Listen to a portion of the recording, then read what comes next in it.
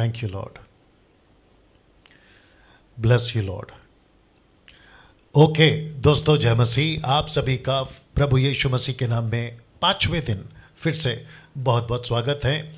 अद्भुत शिक्षा जिसका नाम है उत्पत्ति की पुस्तक।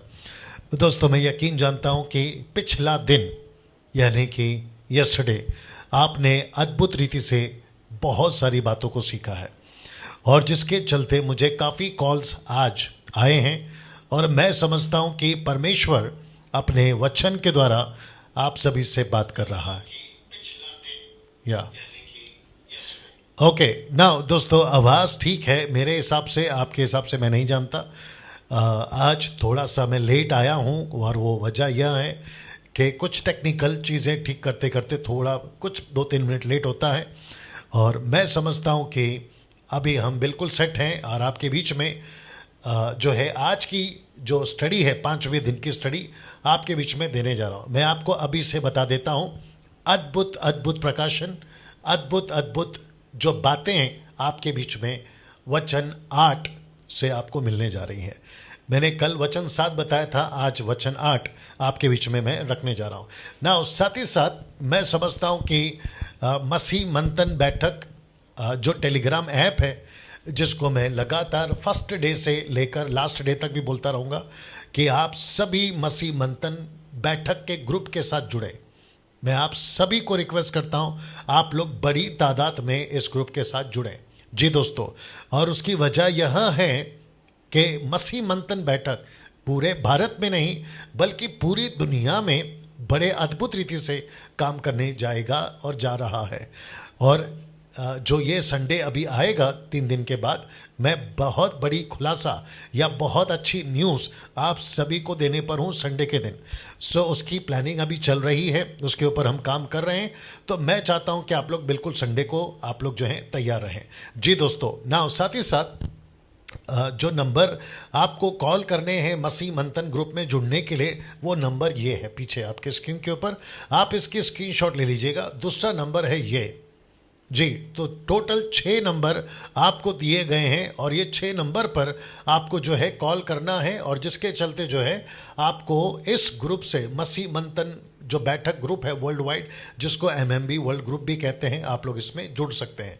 जी दोस्तों, वापस कहना चाहता हूं कि प्लीज़ ये मसीह मंथन बैठक के साथ में आप लोग ज़रूर जुड़े। एक अच्छी खबर और है मसीह मंथन बैठक के लिए या बैठक के साथ में MMB ग्रुप के लिए या उसकी तरफ से, कि 1700 मेंबर अभी तक हो चुके हैं। 1700 मेंबर, 1700 जो मेंबर्स हैं वो अभी तक हो चुके हैं पूरी दुनिया से। और मैं चाहता हूं कि इसकी तादाद लाखों तक जाए, और लाखों तक जो लोग हैं इसको देखने पाए, जुड़ने पाए, और हम सब मिलकर एक बड़ा इम्पैक्ट मसीह की देह में, द बॉडी ऑफ क्राइस्ट में डाल सकते हैं, और परमेश्वर के राज्य में बड़ा कार्य कर सकते हैं। वापस कहना चाहता हूं, जो नंबर आपको कॉल करने हैं वो ये नंबर है। टोटल 6 नंबर है, और आपको बता दूं कि जो समय सीमा है कॉल करने की, वह सुबह 10 से लेकर रात को 9 बजे तक है। उसके बाद आपको कॉल नहीं करना है ना। मसीह मंथन बैठक पेज से ही मैं आ रहा हूं लगातार, डैनियल राज के पेज से मैं नहीं आ रहा हूं, लेकिन अभी 1 हफ्ते तक हम शेयर वहां से ज़रूर कर रहे हैं, क्योंकि वहाँ से अभी भी कुछ लोग हैं जो पूरी तरह से नहीं जुड़े। साथ ही साथ में मैं कहना चाहता हूँ कि मसीह मंथन बैठक का जो पेज है उसको लाइक करने के लिए दूसरों को भी रिकमेंड करें, और साथ ही साथ आप लोग जो हैं मेरे YouTube चैनल को भी रिकमेंड करें कि वो देख सकें। क्यों? उसकी वजह एक ही है, और वजह यह है कि मैं चाहता हूं कि सही शिक्षा की जो क्या कहते हैं ना, तलाश लोगों को है वो मिल सके, और मसीह मंथन इसके लिए पूरी तरह से समर्पित है। साउंड डॉक्ट्रिन जिसको कहते हैं, सही शिक्षा, खरी शिक्षा, उसी पर हम जो है पूरी तरह से निर्भर हैं, बेस्ड हैं, और उसी को लेकर हम चलेंगे ना। साथ ही साथ दोस्तों, लगातार इस 50 दिन के अध्ययन में मैं कुछ डिसिप्लिन्स आप लोगों से चाहता हूं, उम्मीद रखता हूं। सबसे पहला है कि आप लोग टाइम पे आएं। जी दोस्तों, आप लोग टाइम पे आ रहे हैं, मैं उसके लिए आपका अप्रिशिएट करता हूं। 700 से भी ज़्यादा लोग अभी जुड़ गए हैं, तो इसका मतलब है कि 700 लोग जो हैं वो टाइम पर हैं, और जो धीरे धीरे जुड़ रहे हैं उनकी कोई वजह हो सकती है, नौकरी उनकी वजह हो सकती है, ट्रैवलिंग में हो सकते हैं, XYZ मुझे नहीं मालूम। पूरी दुनिया से आप लोग जो हैं टाइम पर आए, मैं ऐसी अपेक्षा आप लोगों से करता हूं, विशेष करके जब ऑनलाइन हम जुड़ते हैं। साथ ही साथ जो नोट्स आपको बनाने होते हैं उसको आप लोग ज़रूर बनाएं, और गंभीरता के साथ आप लोग जो है इसको सीखें। गंभीरता से मेरा मतलब है आप लोग घर पर अगर बच्चे हैं तो उसको कंट्रोल करें, फैमिलीज है तो उसको कंट्रोल करें, और साथ ही साथ आपका जो फ़ोन है अनवांटेड कॉल जो आता है अवॉइड करें, ताकि आप लोग जो है प्रभु के राज्य में सारी शिक्षाओं को आप लोग जो है सीख सकते हैं ना। दोस्तों, मैं चाहता हूं कि आज जिस विषय पे हम बात करने पर हैं उस स्लाइड पे मैं पहले आ जाता हूं जी।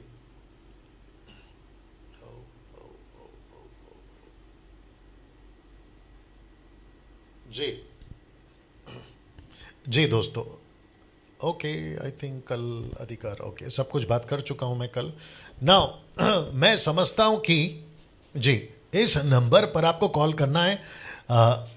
ओके, एक और चीज़ आपके बीच में बताना चाहता हूं कि इस नंबर पर मसीह मंथन के मेंबर्स भी मुझे कॉल कर सकते हैं, और मैं जानना चाहता हूं कि मसीह मंथन के जो मेंबर्स हैं उनको कैसा लग रहा है। कुछ कॉल्स आज आए हैं, ठीक है ना, तो मैं चाहता हूं कि कल बड़ी तादाद में मुझे मसीह मंथन के जो मेंबर्स हैं वो भी कॉल करें। नाउ दोस्तों, आज इस वचन से उत्पत्ति 2:8 हम यहां से आगे बढ़ेंगे। उत्पत्ति की किताब उसका 2रा अध्याय वचन 8।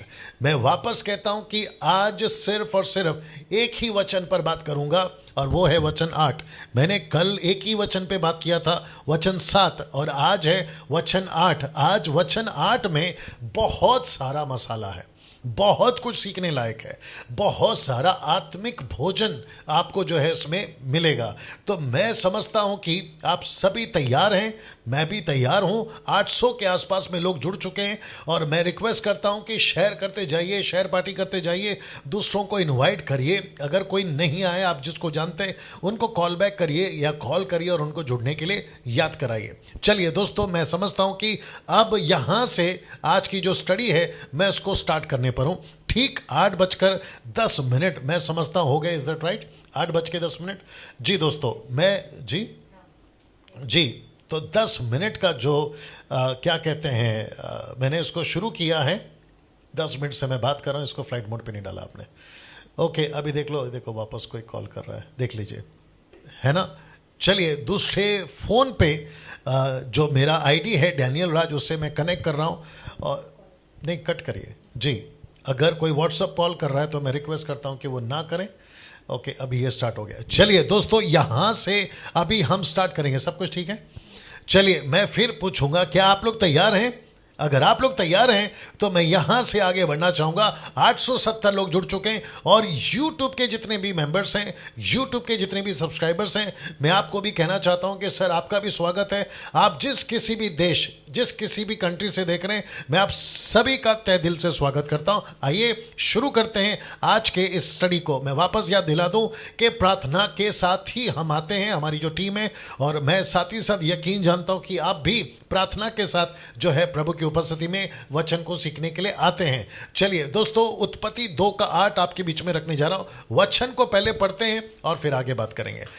आपकी जो बाइबल है आप उसको भी खोल लीजिए। आपकी जो भी लैंग्वेज है, इंग्लिश, हिंदी, तेलुगु, तमिल, मलयालम, आप जो भी अदर कंट्रीज के जो लोग हैं, आप जो भी भाषाओं में पढ़ते हैं, आप अपनी बाइबल को निकाल लीजिए। शुरू करने जा रहा हूं। यहोवा परमेश्वर ने पूर्व की ओर अदन देश में एक वाटिका लगाई और वहां आदम को, जिससे उसने रचा था, रख दिया। ये कौन कह रहा है? मूसा। मैं आपको आई थिंक डे सेकेंड से कह रहा हूं कि मूसा के एंगल से हम बातों को देख रहे हैं। ऑफ कोर्स परमेश्वर ने लिखा, माफ करें, लिखवाया, परमेश्वर ने कहा और मूसा लिखता चला गया। लेकिन मूसा किसको लिख रहा था? इजरायलियों को। तो इजरायली जब सुन रहे थे तो मूसा उनको संबोधित कर रहा था, उनको एड्रेस कर रहा था, उनको लिख रहा था, और उनके नजरिए से, मूसा के एंगल से, इजरायलियों के एंगल से आज आप और मैं उस उत्पत्ति की किताब को स्टडी कर रहे हैं। द बुक ऑफ जेनेसिस को हम स्टडी कर रहे हैं। तो वो एंगल आप नहीं भूलना जो सेकेंड डे से मैं बोलते आ रहा हूं, ठीक है ना। चलिए now network issue, okay. Now मैं वापस आपके बीच में आ रहा हूं कि वचन 8 वापस पढ़ देता हूं। यहोवा परमेश्वर ने पूर्व की ओर, ईस्ट साइड में, पूर्व की ओर अदन देश में, जहां से सूर्य उदय होता है, पूर्व की ओर अदन देश में एक वाटिका लगाई। वाटिका, मैं इसको एक्सप्लेन करूंगा। एक वाटिका लगाई, गार्डन, बगीचा, बाग जिसको बोल सकते हैं आप। एक वाटिका लगाई और वहां आदम को, जिसे उसने रचा था, रख दिया। जहां आदम को उसने रखा था, रख दिया। या चलिए, आवाज मैं चेक कर रहा था कि ठीक है ना। दोस्तों वापस आते हैं कि परमेश्वर ने आदम को एक जगह पर रखा। ना आपको बहुत ध्यान से सुनना है कि पूर्व की और अदन देश में, इसका मतलब है कौन सा देश? अदन देश। ये एक देश है जिसको इजरायली जानते थे, जिसको मूसा जानता था। तो मूसा संबोधित करते वक्त में, लिखते वक्त में इजरायलियों को बता रहा है कि एक ऐसा देश था जिसका नाम है अदन। तो अदन के देश में एक वाटिका लगाई। याद रखो, पृथ्वी पर ही है वो देश, पृथ्वी पर ही अदन की वाटिका लगाई। और लिखा है कि उस वाटिका में, बगीचे में, गार्डन में उसने आदम को रखा। आदम और हवा की मैं दोनों को लेके चल रहा हूं, लेकिन फिलहाल आदम की बात कर रहे हैं। उसने आदम को रखा। नाउ अब आपके बीच में वचन 8 2 का और वचन 15 2 का दोनों साथ में रख रहा हूं, क्योंकि दोनों भी पैरेलल यानी कि सिमिलर हैं। आइए देखते क्या लिखा है, ठीक आपके स्क्रीन के ऊपर देख लीजिएगा। सबसे पहले वचन 8, यहोवा परमेश्वर ने पूर्व की ओर अदन देश में एक वाटिका लगाई और वहां आदम को, जिसे उसने रचा था, रख दिया। अभी 15 ठीक उसके अपोजिट में, यहोवा परमेश्वर ने आदम को लेकर अदन के वाटिका में, लिखा है वाटिका। अब 15 क्या कहता है? अदन की वाटिका। इसलिए आप जब भी प्रचार करते हैं या जब भी कहते हैं तो आप यही कहते हो, अदन का वाटिका या अदन का बगीचा, द गार्डन ऑफ ईडन, आप यही कहते हो। तो अदन की वाटिका इसलिए पड़ा है क्योंकि अदन देश में यह वाटिका थी। I hope you got the point. Wow, 1000 लोग जुड़ चुके हैं और वो सभी 1000 लोगों का मैं स्वागत करता हूं। और जितने मुझे देख रहे हैं लगातार 5 दिन से, मैं एक प्रश्न पूछूंगा आगे बढ़ने से पहले, क्या आप दूसरों को बता रहे हैं कि ऐसी एक स्टडी चल रही है मसीह मंथन के पेज से? क्या आप दूसरों को इनवाइट कर रहे हैं? अगर नहीं कर रहे हैं तो मैं रिक्वेस्ट करता हूं प्लीज करिए। पता है क्यों? क्योंकि ऐसी शिक्षा और ऐसी बातें मैं दे रहा हूं इसलिए नहीं, क्योंकि परमेश्वर ने मौका दिया है इस युग में, इस सेंचुरी में और इस कोरोना के जीवन काल में, या फिर इस टोटली जो कियोस, ये एक पूरी आपत्ति विपत्ति चल रही है, उसमें परमेश्वर ने एक मौका दिया है, उसका पूरा फायदा उठाइए। ठीक है ना? सो वापस आते इस वचन के ऊपर। 8 और 15 दोनों एक ही आयत का, यानी कि एक ही चैप्टर का 2 वचन है। लिखा है, एक लिखा है वाटिका और दूसरा लिखा है अदन की वाटिका रख दिया। अब इंपॉर्टेंट लाइन क्या है कि वह उसमें काम करे और उसकी रक्षा करे। तो मैं जब कल वचन 15 पे बात करूंगा, कल परसों मुझे नहीं पता मैं कब बात करूंगा, क्योंकि एक एक वचन में बहुत कुछ है सीखने लायक, इसलिए मैं बोल रहा हूं। सो अभी फिलहाल सहारा ले रहा हूं, क्योंकि दोनों भी एक ही बात बता रहा है। वचन 15 का सहारा ले रहा हूं वचन 8 को समझाने के लिए। आप लोग समझदार हैं, इस बात को लेके चलेंगे। नाउ वापस आते हैं, अदन की वाटिका में रख दिया। तो इसका मतलब है, बड़े ध्यान से सुनना, इसका मतलब है कि आदम पृथ्वी पे नहीं था, वो बना पृथ्वी से, वो बना मट्टी से, लेकिन परमेश्वर ने उसको मट्टी से बनाया, लेकिन रखा मट्टी में नहीं, रखा पृथ्वी पे नहीं। लिखा है कि उसने एक वाटिका तैयार करी, उसमें रखा, जो कि मैं लास्ट में बताऊंगा कि वो वाटिका क्या चीज है। ठीक है ना? मेरे साथ में बने रहिएगा ना। दोस्तों वापस कहता हूं कि परमेश्वर ने आदम को बनाया मट्टी से। कल मैंने कहा था कि उसके नथनों में श्वास फूका, रूआक जिसको कहते हैं पवित्र आत्मा, परमेश्वर की आत्मा, परमेश्वर की रूह उसके अंदर फूका, इसलिए परमेश्वर का वो आदम जीवित प्राणी बन गया। हम सब आत्मिक हैं, परमेश्वर ने हमें आत्मिक बनाया। जानवर अलग है, इंसान अलग है। मैं रिपीट कर दूं, जानवर अलग हैं, पक्षी अलग हैं, रेंगने वाले जंतु अलग हैं, मछली अलग हैं, हम अलग हैं। इसलिए मैं रिक्वेस्ट करता हूं, जो भी मुझे देख रहा है, हिंदू, मुस्लिम, सिख, ईसाई, या जो भी यहूदी, जूइश या फिर बुद्धिस्ट, जो भी देख रहा है, हम सृष्टि की पूजा नहीं करते, सृष्टि की आराधना नहीं करते, हम सृष्टिकर्ता की आराधना करते हैं। We don't worship the creation but we worship the creator. ये आपको समझना बहुत जरूरी होगा। मछली, कुत्ता, कुत्ता, बिल्ली, सांप, इनकी आराधना नहीं होनी चाहिए। जी दोस्तों, आपने बिल्कुल ठीक सुना, इनकी वर्शिप नहीं होनी चाहिए, इनकी पूजा नहीं होनी चाहिए, क्योंकि ये सब मनुष्य के नीचे, मनुष्य इनसे ऊपर है। मैंने कल कहा था आदम का मतलब है हिंदू, आदम का मतलब है मुस्लिम, आदम का मतलब है क्रिश्चियन, आदम का मतलब है यहूदी, जूइश, जो भी बुद्धिस्ट, पारसी, इस पृथ्वी पे जितने भी धर्म, इस पृथ्वी पे जितने भी कौम के लोग हैं, इस पृथ्वी पे जितने भी इंसान हैं, हड्डी मांस के इंसान, पुरुष और स्त्री, वे सब के सब इस आदम की संतान है, वंशज। आप सबका आदि मानव, आप सबका पहला पिता, आप सबका पहला दादा, परदादा, परदादा, ऐसे आप कितनी बार बोलना चाहो, ये पहला आदमी है जिसके वजह से सारी मानव जाति फैली है। जब हम 11वें अध्याय में आएंगे तो इस बात को और भी क्लियर करेंगे, ठीक है ना दोस्तों। वापस कहना चाहता हूं कि परमेश्वर ने सृष्टि बनाई तो सृष्टि की आराधना नहीं करते हैं, सृष्टिकर्ता की आराधना करते हैं। यहां तक कि नारियल, यहां तक कि फूल, यहां तक कि अगरबत्ती, मोमबत्ती, इनकी भी हम पूजा की सहायता नहीं लेंगे, क्योंकि परमेश्वर ने इन सबको बनाया। परमेश्वर अलग है, चीजें अलग है, इंसान अलग है। अगर हम इतनी सी बात को समझ जाएं तो मैं समझता हूं कि सारी चीजें क्लियर हो जाएगी ना दोस्तों। यहां से आगे बढ़ना चाहूंगा। आपके स्क्रीन के ऊपर आप देख सकते हैं कि परमेश्वर ने मट्टी, जिसको कहते हैं इंग्लिश में डस्ट, वहां से आदम को बनाया, उसको आकार दी। उसका नाक कैसा होना चाहिए, उसकी आंखें कैसी होनी चाहिए, उसका चेहरा कैसे होनी चाहिए, एक एक चीजें, हाथ, पैर, उंगलियां, एक एक चीजें परमेश्वर ने खुद डिजाइन की है। Can you believe that? परमेश्वर खुद डिजाइन करता है। वाह एक बच्चा मां के पेट में जब तैयार होता है तो उसको तैयार कौन करता है? परमेश्वर तैयार करता है। वैसे ही परमेश्वर ने यहां पर तैयार किया। कितना खूबसूरत परमेश्वर है। मैंने कल कहा था कि परमेश्वर, भजन संहिता 110 का अगर आपने पढ़ा होगा, कल मैंने, माफ करें जी, 139 का 14, मैंने कल बताया था कि कैसे परमेश्वर अद्भुत रीति, भयानक से परमेश्वर ने मनुष्य को बनाया, जिसका जिक्र दाऊद करता है, ठीक है ना। चलिए दोस्तों, यहां से आगे बढ़ना चाहूंगा। यह सच है, बड़े ध्यान से सुनना, यह सच है कि परमेश्वर ने आदम को बनाया। आदम और हवा दोनों की बात कर रहा हूं। यह सच है कि परमेश्वर ने आदम और हवा को बनाया। मुझे लगता है कि ये चीज़ अभी बोल देता हूँ। कल मुझे किसी ने कमेंट्स करा और बोला कि डैनियल भाई, परमेश्वर ने आदम को मिट्टी से बनाया लेकिन हव्वा को हड्डी से बनाया। तो मैं आज कहना चाहता हूँ कि फिर वो हड्डी कहाँ से बनी? ऑफ कोर्स मिट्टी से।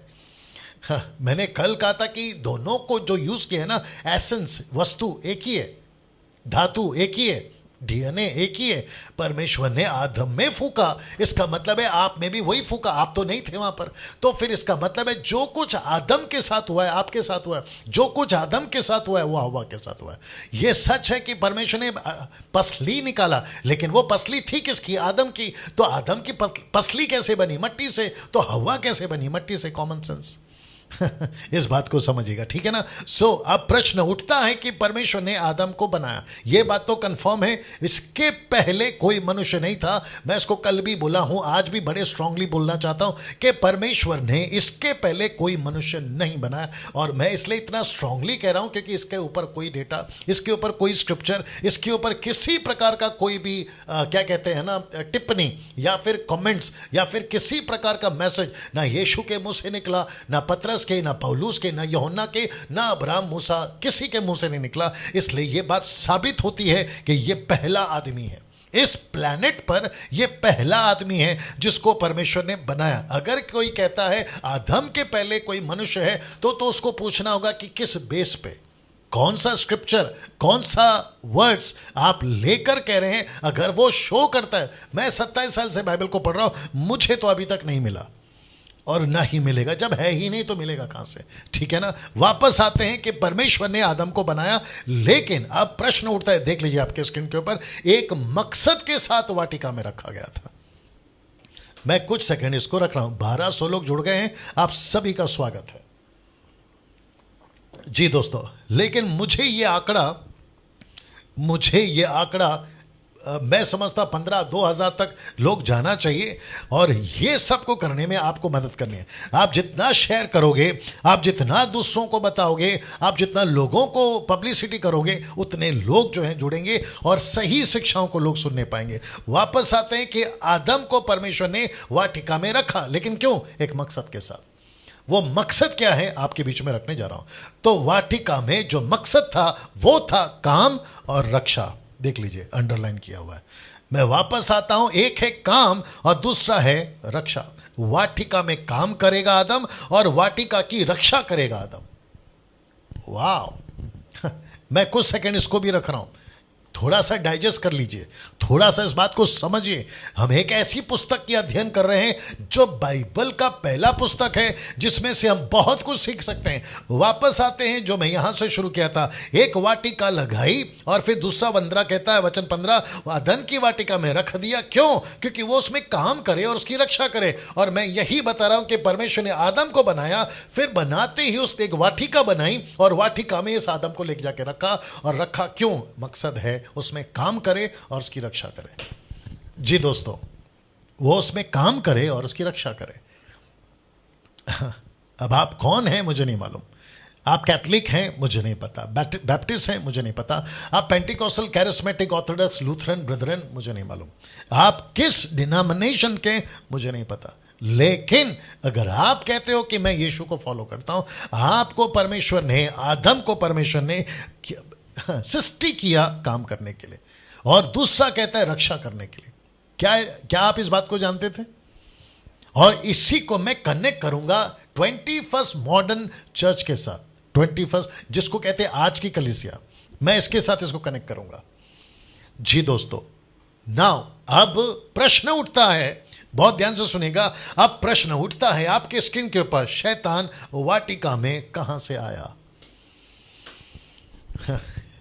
जी दोस्तों, आपके स्क्रीन के ऊपर दिख रहा है ना ठीक से? आपके स्क्रीन के ऊपर अब प्रश्न उठता है कि शैतान वाटिका में कहां से आया।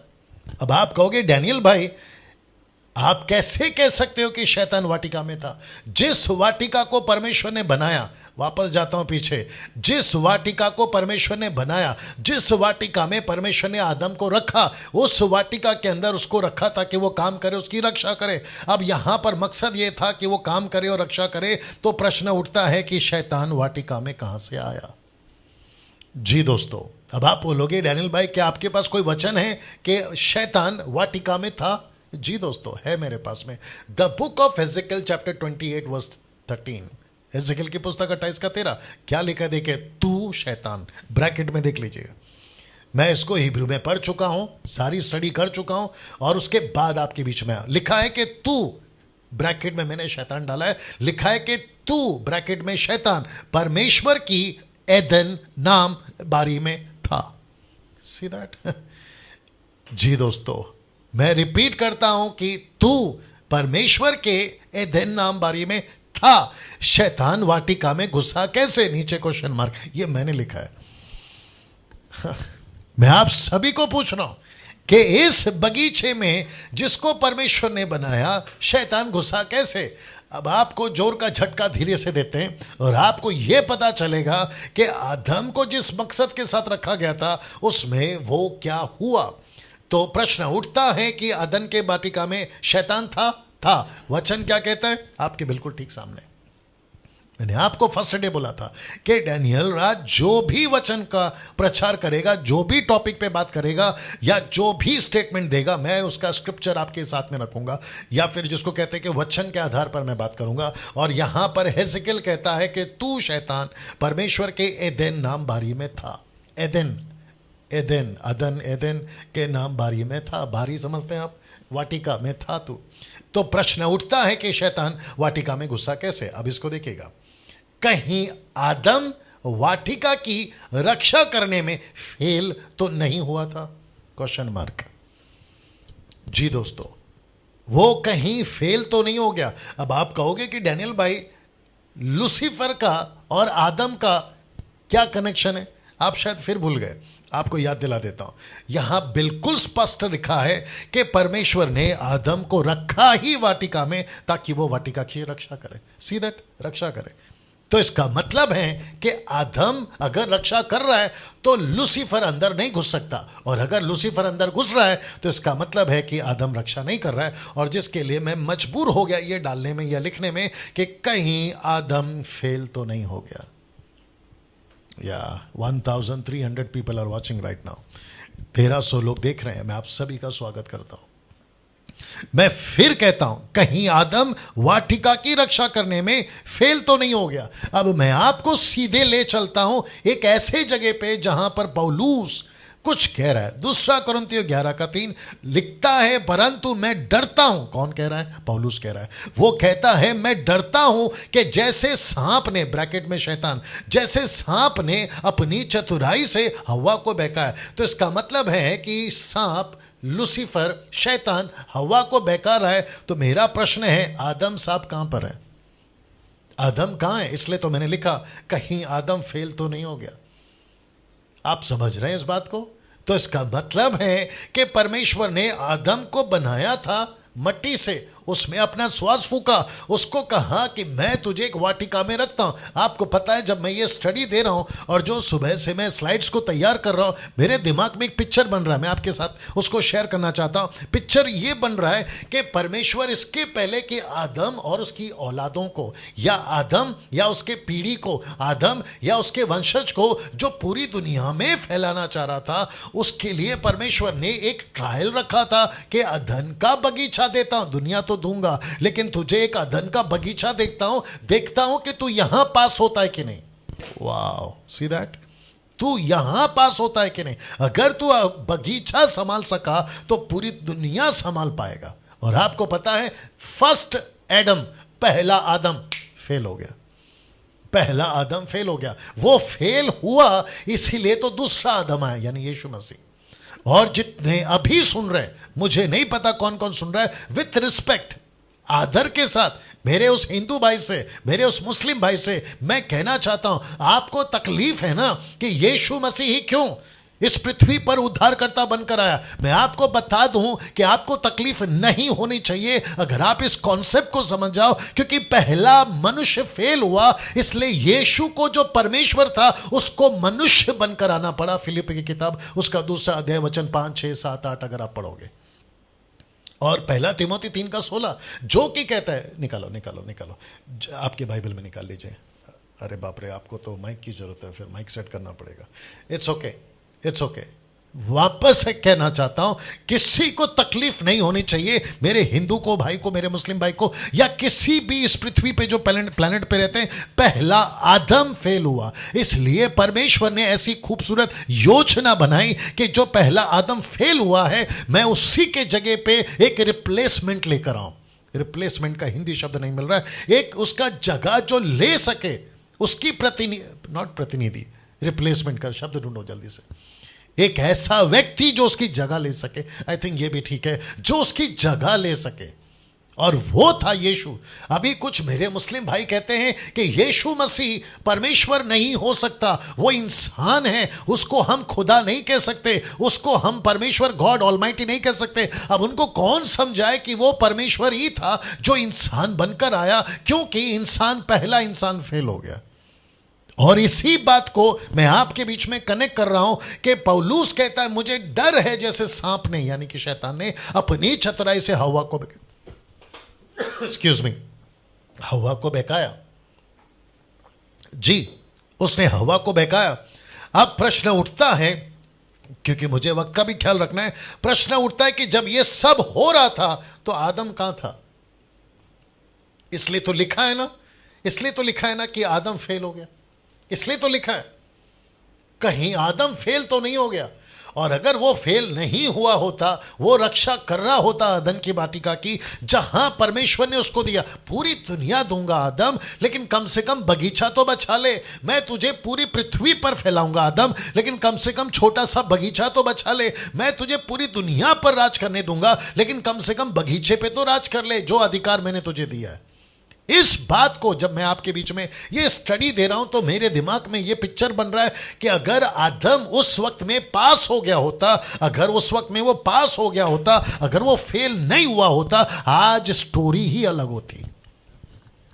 जी दोस्तों, आज स्टोरी ही अलग होती। मैं रिक्वेस्ट करता हूं कि आप लोग जितने लोग देख रहे हैं, आप अपने अपने तरीके से फीडबैक देते जाइए कमेंट्स बॉक्स में। आप थंब का सिंबल भेजिए या फिर हार्ट का सिंबल भेजिए, आप जैसा चाहें अपनी प्रतिक्रिया दीजिए, क्योंकि परमेश्वर अपनी महिमा चाहता है। और ऐसी प्रकाशन, ऐसी बातें जो परमेश्वर ने इस बर्तन को इस्तेमाल किया है आपके बीच में रखने के लिए, उसको महिमा मिलने पाए, उसके लिए कह रहा हूं। जी दोस्तों, आदम फेल हो गया, क्योंकि अगर वो जागरूक रहता, अगर वो फेल नहीं होता, तो मैं समझता हूं कि लूसीफर हवा को नहीं बहका सकता। और जब वो कर रहा था तो फिर प्रश्न उठता है कि जब ये सब हो रहा था तो आदम कहां था? जब ये सब हो रहा था तो आदम कहां था? नाउ एक पिक्चर आपके दिमाग में आपके जहन में डाल रहा हूं, या आपके स्क्रीन के ऊपर डाल रहा हूं, देख लीजिए। जी दोस्तों, बहुत बहुत कुछ सिखाएगा ये पोस्ट, बहुत कुछ बता रहा है ये पोस्ट। यहां पे कुछ लाइन आ रही है, उसको पढ़ लीजिए। लिखा है कि हव्वा जब बहकाई जा रही थी, आदम कहां था? आदम कहां था?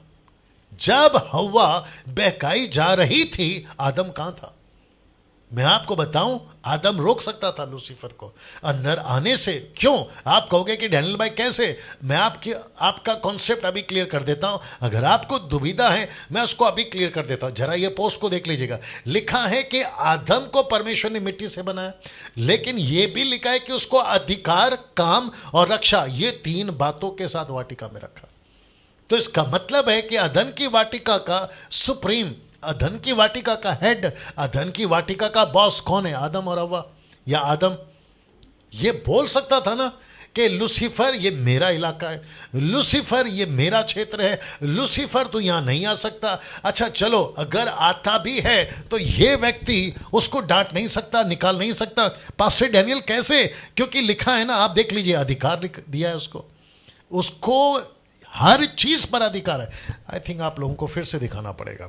वापस जाता हूं पीछे, फिर आगे आ जाता हूं, ठीक है ना, क्योंकि कॉन्सेप्ट क्लियर होना बहुत जरूरी है। बड़े ध्यान से देखिएगा। लिखा है तब यहोवा परमेश्वर ने आदम को लेकर अदन की वाटिका में रख दिया कि वो उसमें काम करे और उसकी रक्षा करे। बॉर्डर पे भारत सरकार अगर किसी पुलिस को, नेवी को, आर्मी को, नॉट पुलिस, मिलिट्री को, आर्मी को, नेवी को, या किसी को भी सिपाही को भेजती है, तो क्या खाली हाथ भेजती है? बंदूक नहीं देती, वेपन नहीं देती? देती है ना। वैसे ही परमेश्वर कह रहा है वाटिका की रक्षा कर। तो आपको क्या लगता है? अधिकार वापस आ जाते हैं, वापस आ जाते हैं, वापस आ जाते हैं। तो क्या उसको अधिकार नहीं दिया होगा? वही तो बता रहा हूं, अधिकार दिया ना। तो परमेश्वर कहता है कि आदम, मैंने तुझे बगीचा दिया है, अदन की वाटिका पृथ्वी के अंदर ही है, पृथ्वी के ऊपर ही है, पृथ्वी में ही है, लेकिन पृथ्वी नहीं दी तुझे, मैं तुझे वाटिका में रखता हूं। अभी तू यहां पहले अपने आप को प्रूफ कर दे, अभी तू यहां अपने आप को प्रूफ कर दे कि तू यहां ठीक है, आगे फिर मैं तुझे इस्तेमाल करता हूं पूरी दुनिया में। लेकिन दुख की बात यह है, आदम फेल हो गया। क्यों फेल हो गया? मैं उसकी भी वजह बताता हूं क्यों फेल हो गया। पहले इसको समझ लीजिएगा कि आदम को 3 चीज के साथ परमेश्वर ने वाटिका में रखा। एक है अधिकार, दूसरा है काम करे, और तीसरा है रक्षा करे। मैं वापस बताता हूं कि क्यों क्यों फेल हो गया। लापरवाही। जी दोस्तों, लापरवाही। क्या यहां आदम की लापरवाही नहीं दिखती? दिखती है ना। यहां पे वापस डाल देता हूं पीछे वाला स्क्रीन। यहां पे ये व्यक्ति टोटल लापरवाह हो गया। अब ये लापरवाह क्यों हो गया, इसकी भी कई लॉजिक लगा सकते हैं हम, कई थेरीज लगा सकते हैं। मैं आपको 2-3 दे देता हूं ना। मुझे ऐसा लगता है, एक जो कि मैं आऊंगा ना, मैं आपको तब बताऊंगा जो आगे हम वचन में पढ़ेंगे। परमेश्वर आदम से मिलने आता था अदन की वाटिका में, परमेश्वर आदम से बात करता था, और यह बात बताती है कि आदम एक्सपीरियंस में बढ़ रहा है, आदम अनुभव में बढ़ रहा है, आदम परमेश्वर को समझ रहा है, आदम कुछ सीख रहा है। ऐसे टाइम पे, बड़े ध्यान से सुनना, ऐसे टाइम पे मैं समझता हूं कि एक व्यक्ति को डबल जागरूक होना चाहिए बजाय लापरवाही। अगर आपको कोई चीज नहीं पता है, आप क्या करते हैं? ज्यादा सतर्क रहते हैं। कोई चीज आपको नहीं पता, आप क्या करते हैं? और सीखने की जिज्ञासा रखते हैं, लेकिन कम से कम लापरवाही तो नहीं करते ना। तो इसका मतलब है कि पहला आदमी, पहला आदम, जिसको पौलुस, जिसको हम देखते बार बार कहते फेल हो गया, नहीं कामयाब हो पाया, पाप में गिर गया, उसकी वजह यहां है एक बहुत बड़ी लापरवाही। मैंने एक प्रचार किया था यूट्यूब के ऊपर कई दिन पहले 5 मिनट के कॉन्सेप्ट में कि लापरवाही के चलते आज मिनिस्ट्री खत्म हुई है, लापरवाही के चलते पास्टर्स फेल हो रहे हैं, लापरवाही के चलते प्रॉफिट, एवेंजलिस्ट, जितने भी बाइबल टीचर या यहां तक कि वर्शिपर्स, म्यूजिशियंस भी लापरवाही के चलते। अब नीचे एक लाइन आएगी, उसको पढ़ लीजिएगा, लिखा है ऐसी ही लापरवाही आज भी हो रही है, ऐसी ही लापरवाही आज भी हो रही है। वाह, ऐसी ही लापरवाही आज भी हो रही है। पास्टर डैनियल, आप कैसे कह सकते हैं और कौन से एंगल से आप बात करें? आपके सामने स्क्रीन पे कुछ चीज आ रहा है, पहले देख लीजिए। जी दोस्तों, इसको कहते हैं दुनिया, और ये सब कुछ आपकी दुनिया में दिख रहा है, उसमें ये सब कुछ आपकी दुनिया में आज। और मैं चाहता हूं कि आपके दिमाग में एक पिक्चर बनाइए, जैसे परमेश्वर ने आदम को संसार में बनाया, यानी कि मट्टी से बनाया, भूमि में बनाया, उसको उठाकर परमेश्वर ने वाटिका में रखा। वैसे ही मुझ डैनियल को, वैसे ही आपको, जो 1300 लोग अभी देख रहे हैं, उन सबको भी, या फिर जितने लोग आगे देखेंगे, हम सभी को परमेश्वर ने संसार में से उठाकर, संसार में से उठाकर एक खूबसूरत वाटिका, जिसको आत्मिक तौर पे हम कलीसिया बोलेंगे, एक खूबसूरत कलीसिया। आप जो भी कलीसिया में, मैं उसकी बात नहीं कर रहा हूं, आपका डिनोमिनेशन की बात नहीं कर रहा, we are talking about, I am talking about the body of Christ, church. यीशु की देह में रखा, कलीसिया में रखा, हम सब यूनिवर्सल है, हम सब मिलाकर एक कलीसिया है। इसलिए मसीह मंथन उसी पे काम कर रहा है कि हम सब एक कलीसिया, जो पेंटिकोस्ट के दिन, जो पहली सदी में होता था, वो 21वीं सदी में एक कलीसिया वापस आ जाए। मैं उसी पे काम भी कर रहा हूं, और जितने लोग मुझसे जुड़े हैं वो भी यही काम कर रहे हैं। तो वापस आते कि हम संसारिक थे, परमेश्वर ने हमको संसार से उठाकर एक खूबसूरत वाटिका में रखा, जिसका मतलब है कलीसिया। परमेश्वर ने हमको भी इसी तरह कलीसिया में रखा। वाह, इसी तरह कलीसिया में रखा। मैं आप सभी से पूछूंगा, आपकी वाटिका में आपको 3 चीज दिया है, मैं अभी रखने जा रहा हूं। आपके वाटिका में परमेश्वर ने आपको 3 चीज दिया है, क्या उस 3 चीज पे आप भी ठीक से चल रहे हैं? देख लीजिएगा। एक है अधिकार, दूसरा है काम, तीसरा है रक्षा। हमको भी ये 3 बातों के साथ कलीसिया में रखा है। मैं आपको वचन भी बताऊंगा, इसी चीज के साथ परमेश्वर ने रखा है। आदम फेल हुआ, मेरा प्रश्न है, उस वक्त में परमेश्वर था, लेकिन मैंने आपको कल कहा कि परमेश्वर ने आदम को एक बहुत बड़ी चीज दी, और उस चीज का नाम है फ्री विल, जिसको कहते हैं स्वयं इच्छा, फ्री विल।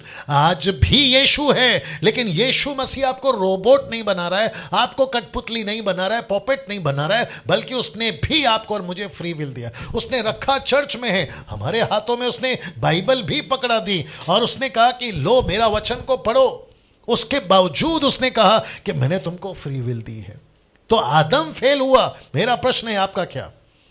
अब कुछ वचन आपके बीच में रख रहा हूं, फिर हम वक्त का भी ख्याल रखेंगे और आगे बढ़ेंगे। प्रकाशित वाक्य 3 अध्याय वचन 2, जागरूक रह और उन वस्तुओं को जो बाकी रह गई है और जो मिटने को थी उन्हें दृढ़ कर। किसको बोल रहा है? कलीसिया को बोल रहा है। ये 3 अध्याय और 2 अध्याय, 3 अध्याय किसको यीशु मसीह लिख रहा था लेटर? 7 कलीसिया को, आसिया की 7 कलीसिया को, एशिया की 7 कलीसिया को लिख रहा था। और वो कहता है कि मैंने तुमको रखा है, और यीशु कहता है जागरूक रह उन वस्तुओं को जो बाकी रह गई है और जो मिटने को थी उन्हें दृढ़ कर। आप जानना चाहते हैं यीशु मसीह ने आगे क्या कहा, जिसको मैंने ब्लैक में स्पॉट किया है? लिखा है क्योंकि मैंने तेरे किसी काम को अपने परमेश्वर के निकट पूरा नहीं पाया। अब आप सिमिलैरिटी देख रहे हैं। परमेश्वर ने आदम को क्यों बनाया था? ताकि वो उसमें क्या करे? अधिकार करे, काम करे, रक्षा करे। और यही चीज परमेश्वर अपनी कलीसिया को बोल रहा है, यीशु मसीह मैंने तुमको रखा है कि ताकि तुम काम करो। लेकिन परमेश्वर यीशु मसीह की शिकायत है, वो कहता है कि मैंने तेरे किसी काम को पूरा नहीं पाया। मैं अब यहां से थोड़ा स्ट्रिक्टली और थोड़ा बोल्डली और थोड़ा गुस्से में और थोड़ा स्ट्रांगली बात करना चाहता हूं। मैं पूछना चाहता हूं उन सभी पास्टरों से, मैं पहले पोस्टर डाल देता हूं। मैं पूछना चाहता हूं उन सभी पास्टरों से, कहां गया? मैं पूछना चाहता हूं उन सभी पास्टरों से, आपके वाटिका में ये शैतान घुस कैसे रहा है? आपके चर्च में ये वाटिका, आपकी कलीसिया की वाटिका जिसको मैं कह रहा हूं, यहां ये घुस कैसे रहा है? शैतान आया कहां से? आपके चर्च के यूथ को कैसे बिगाड़ रहा है। कहीं पास्टर तुम, कहीं इवेंजलिस्ट तुम, कहीं बाइबल टीचर तुम, कहीं प्रॉफिट तुम, कहीं अपोस्तल तुम, कहीं बिशप और रेवरेंड, आप इंटरनेशनल नेशनल, कहीं तुम सो तो नहीं गए, कहीं तुम लापरवाह तो नहीं हो गए, जिसके चलते परमेश्वर ने आदम को बनाकर रखा ही था ताकि वो लापरवाह ना बने। कहां गया? लापरवाह ना बने। आपको रखा है चर्च में, मैं वचन भी बताऊंगा, आपको रखा है चर्च में लापरवाह होने के लिए नहीं। अगर आज आपकी कलीसिया टूट रही है, आपकी कलीसिया को शैतान खेल रहा है, तो इसका मतलब है कि आप कहीं ना कहीं सब उपदेशक की किताब उसका 10 का 8 निकाल के देना। The Ecclesiastes chapter 10 verse 8, the book of Ecclesiastes chapter 10 verse 8 निकाल के दीजिएगा। वापस आते, बीच बीच में प्रभु बात करता है, इसलिए मैं वचन दे रहा हूं। मेरे साथ में 1300 लोग जुड़ गए, मैं उन सभी को कहना चाहता हूं आखिरी तक बने रहेगा। अद्भुत चीजें आपके बीच में आ रही है। वापस कहना चाहता हूं कि वो pastor, evangelist, bishop, reverend, apostle, profit, apostle, आप जो भी हैं, मेल फीमेल, आप जो भी हैं, मैं आप सभी को पूछना चाहता हूं कि लूसीफर आपके चर्च में घुस कैसे रहे। कहीं यही लापरवाही आपके अंदर तो नहीं हो रही है? यही लापरवाही कहीं आपके अंदर तो नहीं हो रही है? क्योंकि परमेश्वर ने आपको एक कलीसिया दिया है और प्रभु कहता है कि तुम कहीं सो तो नहीं गए। देखिए कितना अच्छा लिखा है, एक्सक्यूज मी, कितना अच्छा लिखा है। सब उपदेशक 10 का 8, नीता जी अगर आप हैं तो डाल दीजिएगा। The book of Ecclesiastes chapter 10 verse 8 लिखा है, जो गड्ढा खोदे उसमें गिरेगा। अब जरा सेकंड लाइन बी पार्ट लिखा है, जो बाड़ा तोड़े उसको सर्प डसेगा। मतलब जो कलीसिया का बाड़ा तोड़ेगा, यीशु के प्रोटेक्शन के बाहर आ जाएगा, यीशु के लहू के दायरे से बाहर आ जाएगा। ऐसा लिखा है सब उपदेशक 10 का 8 में कि उसको सांप डसेगा। और आपको पता है लूसीफर अंदर बगीचे में घुसा। मैं आपको फोटो दिखा चुका हूं। लूसीफर अंदर बगीचे में घुसा। क्यों? क्योंकि आदम लापरवाह हुआ। अगर वो लापरवाह नहीं होता, अदन के वाटिका में आदम नहीं घुसता, माफ करें, अदन के वाटिका में सांप नहीं घुसता, यानी कि शैतान नहीं घुसता ना। दोस्तों, दूसरा कुरिन्थियों 11 का 3, इसी को पौलुस कैसा कहता है, फिर से आपके बीच में रख रहा हूं बी पार्ट। आइए देखते क्या लिखा। परंतु मैं डरता हूं कि जैसे सांप ने अपनी चतुराई से हवा को बहकाया, वैसे ही तुम्हारे मन उस सिद्धाई से और पवित्रता से जो मसीह के साथ होनी चाहिए कहीं भ्रष्ट ना की जाए, कहीं भ्रष्ट ना की जाए। जी दोस्तों, ऐसा क्यों पौलुस लिख रहा है? उसके पीछे वजह क्या है? जरा सोच के देखिए आप लोग। इस वचन की स्क्रीनशॉट ले लीजिएगा, कुछ सेकंड रख रहा हूं। जी मैं फिर पढ़ देता हूं। पौलुस कह रहा है, मुझे दूसरा कुरिन्थियों 11 का 28, सेकंड कुरिन्थियन चैप्टर 11 वर्स 28। मैं आपको बताता हूं क्यों मैंने यहां नहीं डाला, क्योंकि बहुत कुछ है और अभी आ रहा है तो दे देता हूं, है ना। मैं वापस कहता हूं कि पौलुस को डर है। वो कहता है, मैं डरता हूं कि जैसे उसने हवा को बहकाया, फंसाया। क्यों? क्योंकि अगर आदम जागरूक होता, अगर वो रक्षा करता बगीचे की, तो लूसीफर की ताकत नहीं थी कि वो हवा को फंसा दे। और कहता है कि मुझे डर है कि कहीं ऐसे ही वो तुमको ना भटका दे। वचन 28 देखिए क्या कहता है, सेकंड कुरिन्थियंस चैप्टर 11 वर्स 28। और अन्य बातों को छोड़ जिनका वर्णन मैं नहीं करता, बड़े ध्यान से सुनिए, लिखता है कि सब कलीसियाओं की चिंता प्रतिदिन मुझे दबाती है। सब कलीसियाओं की चिंता, सब कलीसियाओं की चिंता किसको दबाती है? पौलुस कहता है, मुझको दबाती है। इसका मतलब है कि यीशु मसीह ने पौलुस के अंदर एक ऐसा पैशन डाला था, वो सारी कलीसियाओं की चिंता करता था। किससे? लूसीफर कहीं अंदर ना घुस जाए। अब आपके बीच में मैं कुछ और रखूंगा, जरा देखिएगा। जी लिखा है, क्या आप जानते हैं, क्या आप जानना चाहते हैं वर्ल्ड का बिगेस्ट डिसीवर कौन है? मैं रिपीट करता हूं कि वर्ल्ड का बिगेस्ट डिसीवर कौन है? जानना चाहोगे? जी बताता हूं। जिसने 99.9% लोगों को उल्लू बना कर रखा है लोगों को उल्लू बना के रखा है। मैं वापस कहता हूं, अभी मैं चर्च के इसमें बाहर आ गया, अभी मैं एंगल चेंज कर रहा हूं। अब मैं बात कर रहा हूं कि पूरी दुनिया को अगर कोई उल्लू बना रहा है, आपको पता तक नहीं है। मैं जिस लूसीफर की बात कर रहा हूं, मुझे वापस पीछे जाना पड़ेगा। मैं जिस लूसीफर की बात कर रहा हूं, कहां गया? जी दोस्तों, इसकी बात कर रहा था। ये जो लूसीफर है, जिसको बाइबल सांप बोलती है, जिसको बाइबल ड्रैगन बोलती है, रेवलेशन 12:9 लाल अजगर कहती है। मैं इस लूसीफर की बात कर रहा हूं। कुछ लोग कहते हैं, गाना बना, बीच में मैंने बोला भी था कि शैतान तेरी वाट लगाएंगे, मुंबई की भाषा में गाना बनाए थे। मैंने उनको तभी भी बोला था, अभी भी बोलता हूं, बेटा एक बार वाट लगा के बता। आपको एहसास तक नहीं है कि ये आदमी कितना पुराना है। कौन? लूसीफर, इब्लीस। आपको एहसास तक नहीं है कि ये कितना अनुभवी है एक गाना गाने से। और वो कौन सा गाना है कि शैतान मेरे पाँव के नीचे, बेटा एक बार लाके बता। इसने अच्छे अच्छे को नहीं छोड़ा है, यीशु तक को नहीं छोड़ा इस आदमी ने। वो तो बात अलग है कि यीशु मसीह पर विजय नहीं पाया क्योंकि यीशु यीशु है, लेकिन अभी बात आपकी और मेरी हो रही है। क्या इतना आसान है गाना गा देना कि शैतान तेरी वाट लगा देंगे? क्या इतना आसान है कि तेरे को पांव तले कुचल देंगे? आप जरा सोच के देखिए, ये आदमी कितना बड़ा biggest, let me put it again, आपके बीच में वो स्लाइड वापस लेकर आता हूं। जिसको बाइबल, माफ करें, जिसको ऑफ कोर्स बाइबल भी कहती है और मैं भी कह रहा हूं, जो कि सबसे बड़ा बिगेस्ट डिसीवर है, वो कौन है आपके बीच में रखने जा रहा हूं, जिसने 99.9% लोगों को उल्लू बना के रखा है। ये रहा वो वचन, प्रकाशित वाक्य 12:9, बड़े ध्यान से सुनिएगा। लिखा है कि वह बड़ा अजगर, अर्थात वही पुराना सांप। ये कौन है पुराना सांप?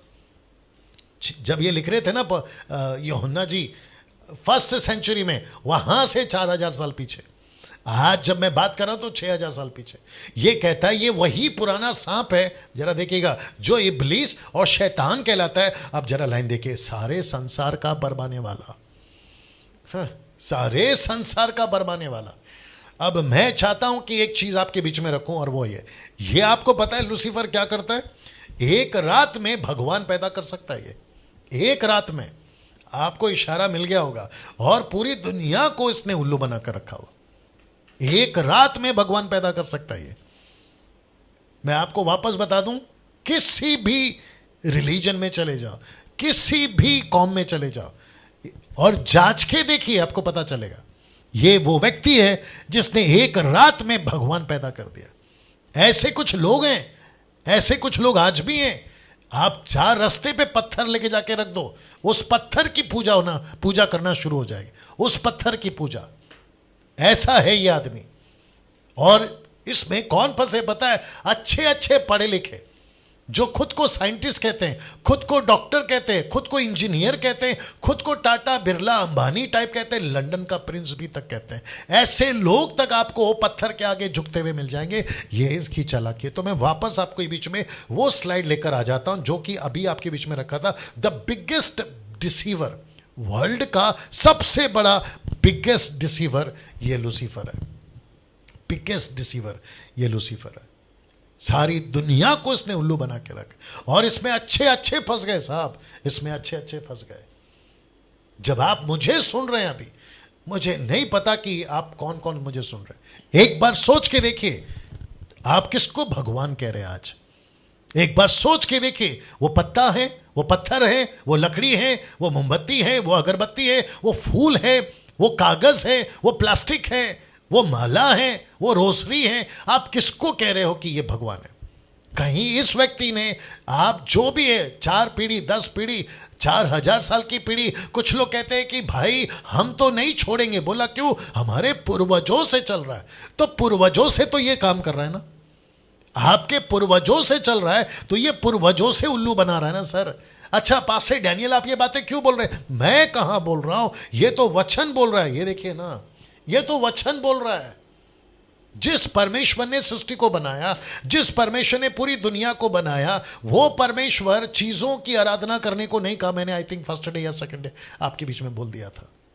वो सृष्टि की आराधना नहीं चाहता, सृष्टिकर्ता की आराधना चाहता। क्रिएटर कौन है? एक ही है। मैंने बीच में कहा था, कहते हैं कि हिंदू मुस्लिम सिख ईसाई आपस में है भाई भाई, चारों रास्ता एक ही जगह जाता है। अगर चारों रास्ता एक ही जगह जाता है, मेरा प्रश्न है फिर 4 रास्ता बनाया क्यों?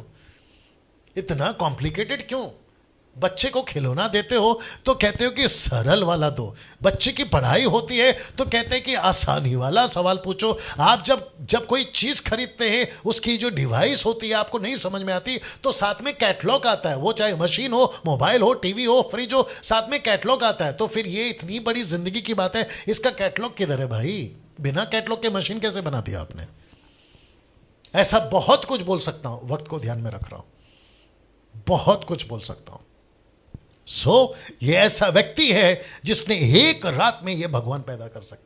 और आपको पता है ये आदमी कितना स्मार्ट, ये रोड़पति या करोड़पति, ये किसी को नहीं बख्शता।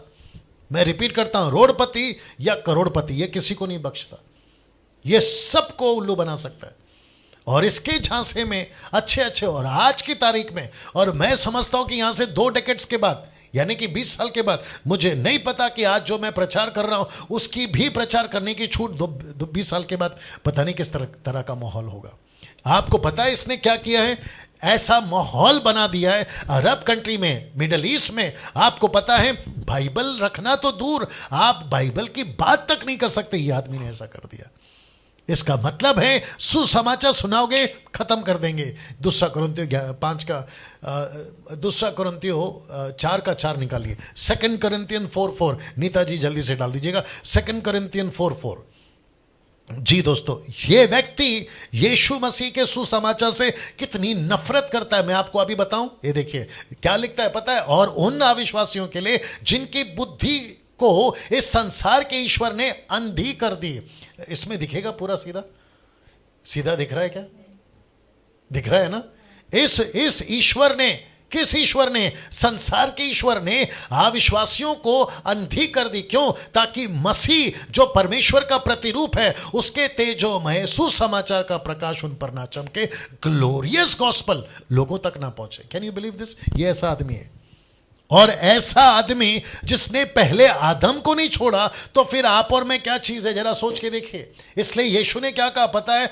मत्ती के 26वें अध्याय में यीशु ने कहा जागते रहो और प्रार्थना करते रहो। यूहन्ना की किताब 17 अध्याय में यीशु ने क्या कहा पता है? हे पिता, जैसे तूने मुझे ये लोगों को दिया है, मैं प्रार्थना करता हूं कि इनकी रक्षा कर। ऐसा क्यों? यीशु ने अपनी पहाड़ी उपदेश में मत्ती के 6वें अध्याय में जो प्रार्थना सिखाया था, क्या था? कि शत्रु से बचा के रख, परीक्षा से बचा के रख। पहला पत्रस 5 का 7 क्या कहता है? शैतान गरजने वाले सिंह की नाई इस ताक में रहता है कि किसको फाड़ खाए। याकूब की किताब उसका 4 अध्याय वचन 8 में भी अगर आप पढ़ोगे तो मिल जाएगा।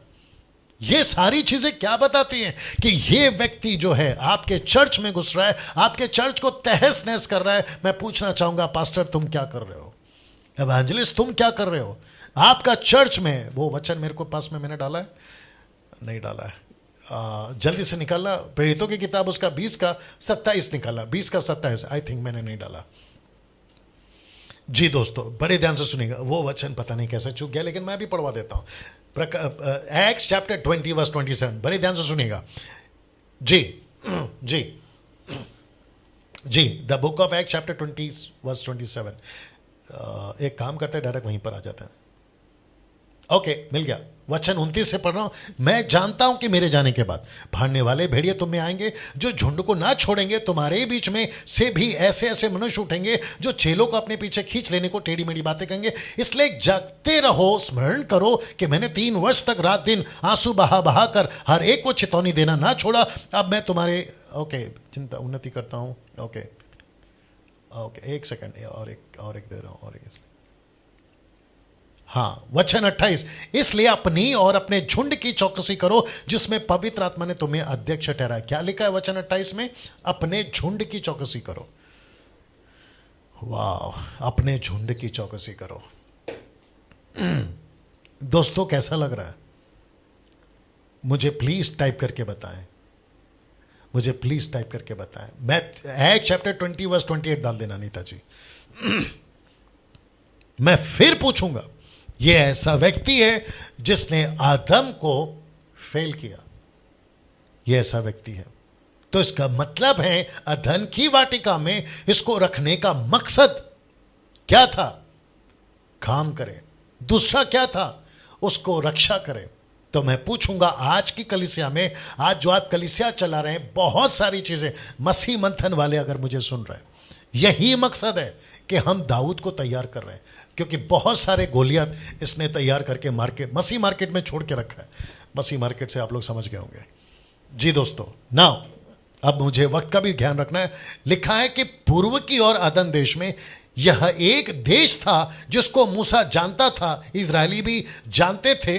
ओके, पूर्व की ओर अदन देश में या एक देश है जिसको मैं बता चुका हूं। अब एक वाटिका लगाई, अब इसके ऊपर आते हैं और फिर मैं समाप्ति पर जाऊंगा। एक वाटिका लगाई, सुपर नेचुरल गार्डन जिसको आप लोग बोल सकते हैं। यहां आदम खेती नहीं करता था, यहां सब जानवर साथ में रहते थे। मैं बहुत कुछ बोल सकता हूं कि यहां आदम खेती नहीं करता था, आदम को ठंड नहीं लगती थी, आदम को सूरज की रोशनी तकलीफ नहीं देती थी, पसीना नहीं आता था, कोई कांटा उसके पैर में नहीं चुभता था, टाटा बाटा का कोई चप्पल नहीं पहनता था, ना किसी प्रकार के ये कपड़े पहनते थे, ना ठंड लगती थी, ना ये रात को चादर ओढ़ के सोते थे। आई मीन ये टोटल सुपर नेचुरल एक ऐसी जिंदगी जीते थे, आप देख लीजिएगा।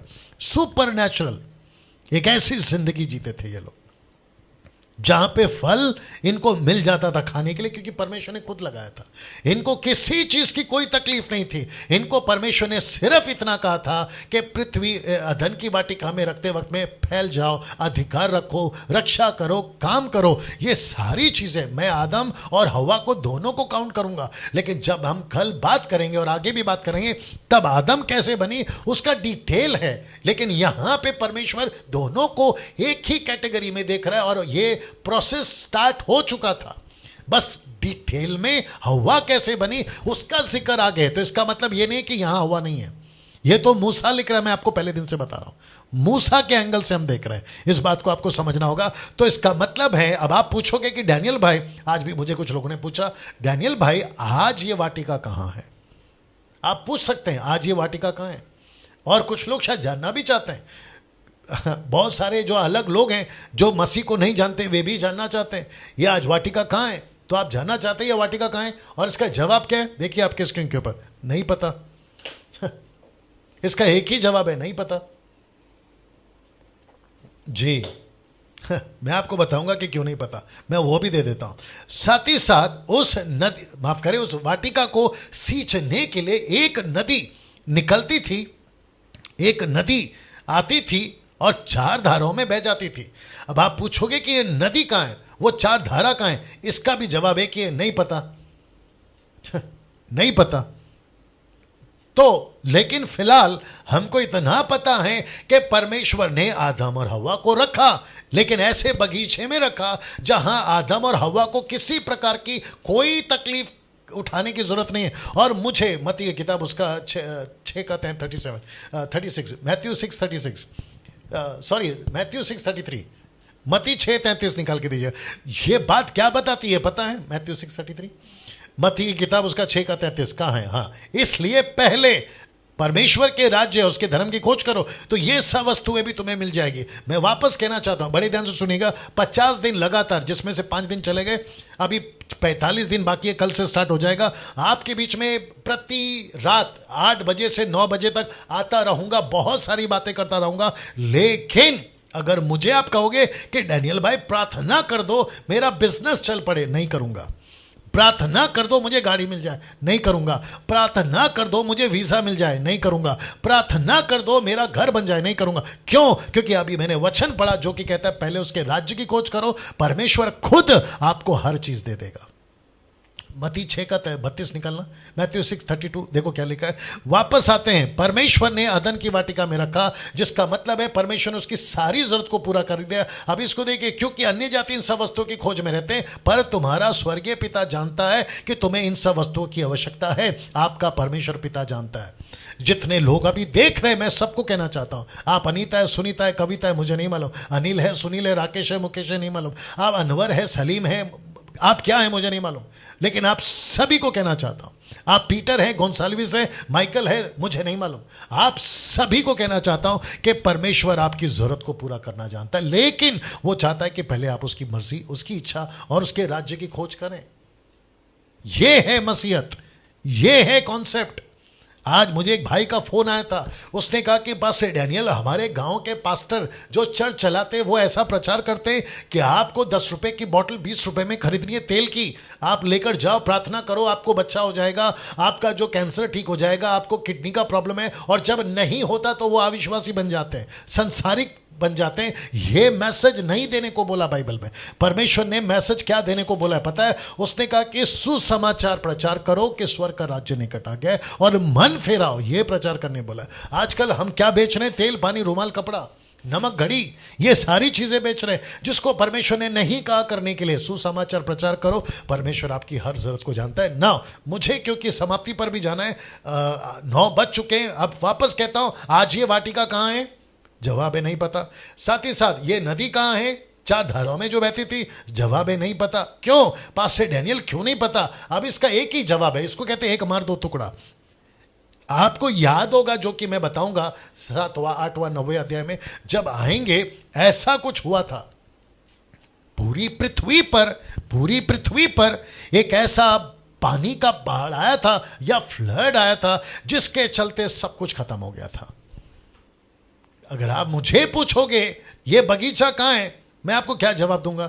नहीं पता। अगर आप पूछोगे ये नदी कहां है, मेरा जवाब क्या है? नहीं पता। साथ ही साथ क्यों, ये उसका जवाब है। जब लगातार 40 दिन 40 रात इस पृथ्वी के ऊपर पानी पानी पानी हो गया था, और ऐसा लिखा है कि कोई नहीं बचा। इसका मतलब है कोई नहीं बचा। अदन के बगीचे में जितने भी थे, सिवाय इस बोट के, जो 8 प्राणी और जितने जानवर पक्षी जो भी थे, उनको छोड़ कोई नहीं बचा। मतलब कोई नहीं बचा। अब ये क्या कहते हैं उसको, जो सर्च करते हैं ना, पुरावा तत्व या फिर आर्कियोलॉजी, क्या कहते हैं उसको जी, अगर वो ढूंढ के कुछ निकालें, अब उनका जो क्या कहते हैं ना जी, जो उनका जो मिलता है, हड्डी मिलता है, गलियात का सर मिला, गोलियत का हड्डी मिला, किसी डायनासोर्स का हड्डी मिला, XYZ, ठीक है ना, हम उसके ऊपर नहीं जाएंगे। लेकिन ये कहता है सब कुछ खत्म हो गया। और आपको क्यों चाहिए? चलिए वापस आता हूं, समाप्त कर देता हूं। आपको क्यों चाहिए ये वाटिका? कहां है? क्या परमेश्वर ने बोला आपको कि वाटिका जाके ढूंढो? नहीं ना, तो क्यों ढूंढ रहे हो? जो गांव को जाना नहीं उसका पता क्यों पूछ रहे हो? यहां हमारी दिल्ली नहीं आ रही है, तुमको कलकत्ता चाहिए। पहले दिल्ली तो देख लो, बाद में कलकत्ता देखते हैं ना। आपको परमेश्वर ने जो काम दिया है उसको ढूंढिए ना भैया। ये नदी क्यों चाहिए आपको? जीवन की नदी आपके अंदर है ना। यूहन्ना की किताब 6वां अध्याय, आपके अंदर ही परमेश्वर ने नदी डाल दिया। सो दोस्तों, आज सिर्फ एक ही वचन पे बात किया हूं और ये भी आपको बता दिया ना। मुझे लगता है आपके पास में कई सवाल अभी तैयार हो गए होंगे, आपने नोट्स बनाया होगा, आपके पास में सवाल उठे होंगे, तो इस नंबर पर आपको मुझे कॉल करना है। साथ ही साथ मसीह मंथन बैठक world group online church start कर रहा है इस संडे से। मैं वापस कहता हूं कि मसीह मंथन ग्रुप ऑनलाइन चर्च स्टार्ट कर रहा है इस संडे से, और वक्त जो है मैंने तय किया है ठीक 8 बजे जो चल रहा है, 8 से 9 यही टाइम चलेगा। 8 से 9, ठीक 8 बजे से 9 बजे तक 1 घंटे का जो चर्च होता है, उसमें जो है जो चर्च होता है, वर्शिप होती है, प्रचार होता है, प्रार्थना होती है, ये सारी चीज़ें हम करेंगे ऑनलाइन चर्च में। मसीह मंथन के पेज से, मसीह मंथन की तरफ से ये ऑनलाइन चर्च स्टार्ट हो रहा है। आप सबका स्वागत करता हूं। जिसके पास में कलीसिया नहीं है, जिसके पास में, क्योंकि ये लॉकडाउन में आपको बहुत सारी सही शिक्षा दी गई, खरी शिक्षा दी गई, और आपको एहसास हुआ बहुत सारा एरर्स, बहुत सारी गड़बड़ियां कलीसिया में थी, और आपने ये निर्णय लिया, कि अब कलीसिया बदलने का टाइम आ गया है। आपका जो पौधा है ना वो बढ़ नहीं रहा, तो गमला चेंज करने का टाइम आ गया है। तो आप सभी के लिए मसीह मंथन यूनिवर्सल कलीसिया, वर्ल्ड वाइड सर्वव्यापी कलीसिया, जिसको मैं लेकर चल रहा हूं, यीशु की कलीसिया, वो कलीसिया ये है, वो मसीह मंथन की कलीसिया, जिसको सारे पास्टर्स मिलके, मैं अकेला नहीं हूं, सारे पास्टर्स मिलके इस ऑनलाइन चर्च को चलाएंगे। और संडे के दिन एक अच्छी खबर मैं आपको दूंगा, याद रखिएगा संडे के दिन। तो कल ठीक 8 बजे, कल फ्राइडे है, सैटरडे माफ करिएगा, कल शनिवार है, कल ठीक शनिवार 8 बजे वापस आएंगे यहां से जी। वचन 9, 10, 11 जैसे पवित्र आत्मा लीड करेगा, अब यहां से हम आगे बढ़ेंगे कल। तो आप सभी का मैं इंतजार करूंगा कल। आप सभी का स्वागत है। शेयर करिए, दूसरों के साथ में बांटिए, और मैं चाहता हूं कि जो ऑनलाइन तादाद है देखने की, वो कई तादाद में बढ़ने पाए। खूब शेयर करिए, और मसीह मंथन वर्ल्ड ग्रुप जो है, मसीह मंथन टेलीग्राम ऐप, उसको डाउनलोड करिए और हमारे साथ में आप लोग जुड़िएगा। 6 नंबर दिए हैं, उस पर कॉल करिए। अगर आपके पास कोई सवाल है, अगर आपके पास कोई सवाल है तो ये नंबर पे कल 2 से शाम 6 बजे तक, दोपहर को 2 से शाम 6 बजे तक आप मुझे कॉल कर सकते हैं। चलिए दोस्तों, यहाँ से मैं समाप्त करना चाहूँगा। अपना ख्याल रखिए, कल ठीक 8 बजे फिर मुलाकात होगी। प्रभु आपको आशीष दे। जय मसीह।